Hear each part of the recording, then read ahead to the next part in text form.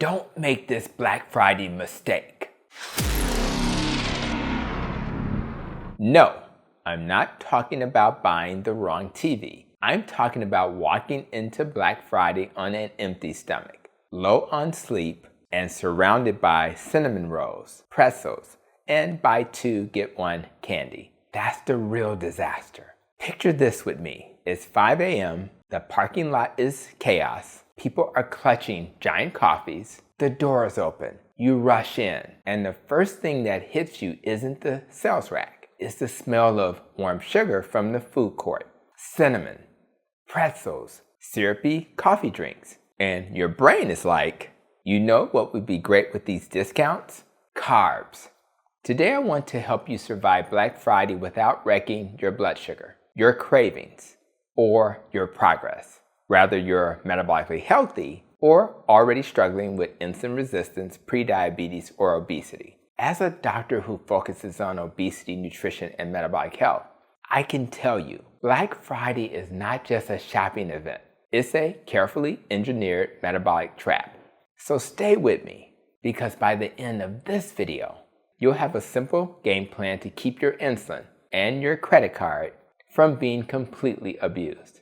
And real quick, before we dive deeper, let me know in the comments where you're watching from and whether you're a Black Friday shopper or a stay-at-home and order online person on Cyber Monday. Alright, let's talk about the big mistake. Most people roll into Black Friday hungry. They didn't eat a real breakfast. Maybe they grabbed a healthy muffin, a granola bar, or just coffee on the way.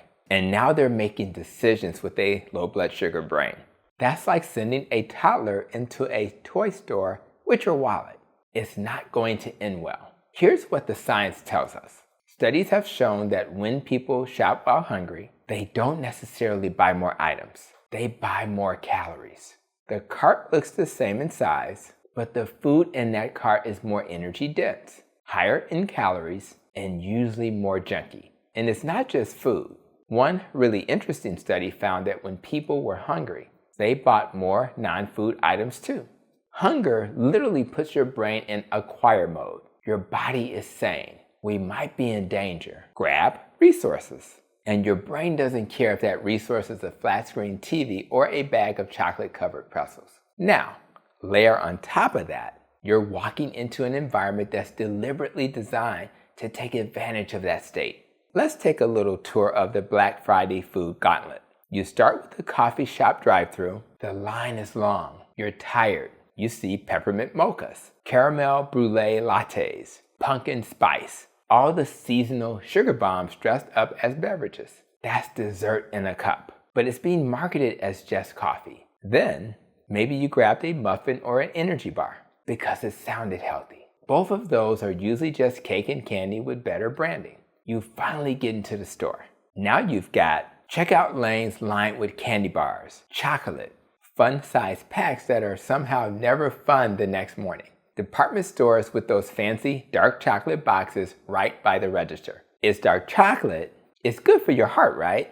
Until you've eaten half the box in traffic. The mall food court, Cinnabon, giant pretzels, pizza by the slice, orange chicken samples, cookie shops, ice cream, sugary lemonades.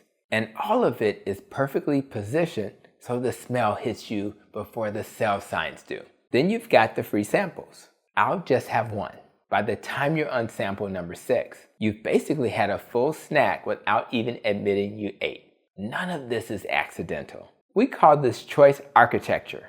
Companies know exactly where to place food, what smells to pump out, and what colors to use so your tired brain reaches for the highest sugar, highest profit items. So you add hunger plus decision fatigue because you've already made 150 decisions about which TV, which shoes, which toy, plus engineered food traps. That's the Black Friday metabolic ambush. Now, let's connect this to your health. If you're metabolically healthy, no diabetes, no fatty liver, normal weight, you may feel like you can get away with this.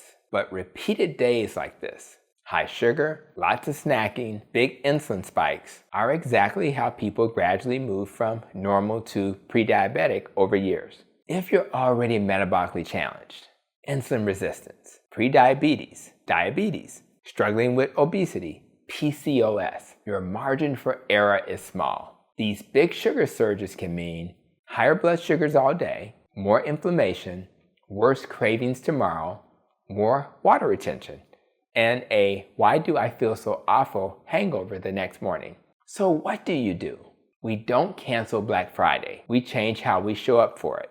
Let's build your Black Friday survival plan. Rule number 1. Never start Black Friday on an empty stomach. Before you leave the house, eat a real meal. Not cereal, not toast, not a granola bar. A real high protein, higher fat, low carb meal.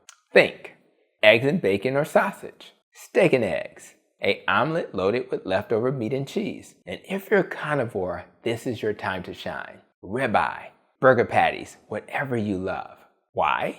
Because protein and fat give you sustained energy, stabilize your blood sugar, and quiet that hunger hormone ghrelin. There are even studies showing that when people eat a higher protein breakfast, their cravings decrease and their eating later in the day improves. In other words, start strong and the mall has less power over you. Rule number 2, bring your own defense kit. Don't go into a food trap unarmed. Pack your own Black Friday snacks. If you're a carnivore or strict low carb, that might look like beef sticks or meat bars, leftover steak slices in a little container, cheese sticks if you tolerate dairy, pork rinds, hard-boiled eggs, bacon. And if you're more general low carb, nuts or nut packs, olives in small containers, single-serve nut butters, unsweetened sparkling water, an electrolyte drink without sugar. Why does this work? Because when the moment of decision comes, you walk past the pretzel stand. Your friend stops at Cinnabon. You smell the cookies, but you already have a friction-free option in your bag. You don't have to have a 5-minute debate with yourself. You just reach into your survival kit. Rule number 3, hydrate smart. Carry water or an unsweetened drink with you. Mild dehydration can feel like hunger. You might be reaching for a snack when your body is really just asking for fluid. But skip the sugary sodas, the energy drinks loaded with sugar, and the holiday coffees that could double as frosting. Those don't just hydrate you. They spike your blood sugar and insulin and set you up for more cravings. Rule number 4, set the rules before you step into the store. This is a big one. If you wait until you're standing in front of a cinnamon roll to decide if you're going to eat the cinnamon roll, we already know how that movie ends. So create a few if-then rules. If I walk past the food court, I'm going straight to the restroom or a non-food store. If I feel hungry, I will eat from my bag, not from the mall. If I really want a treat, I'll wait until I'm home. And it has to be planned and low carb. Think of your metabolic health like a bank account. You've been making deposits all year. Better food, better sleep, more movement. Black Friday is not the day to blow your health savings on impulse decisions. Now, for those who are already metabolically compromised, my patients with diabetes, fatty liver, obesity, PCOS, I want to speak to you directly for a moment. You are not fragile, you are not broken, but your body is already working overtime to maintain balance. When you stack Black Friday on top, little snacks all day, sugary coffee, pizza, pretzels, samples, your insulin is constantly being pushed. That means more fat storage, more inflammation, and usually a lot more "I feel awful" the next day. The good news is the same strategy that protects a healthy person works even better for you.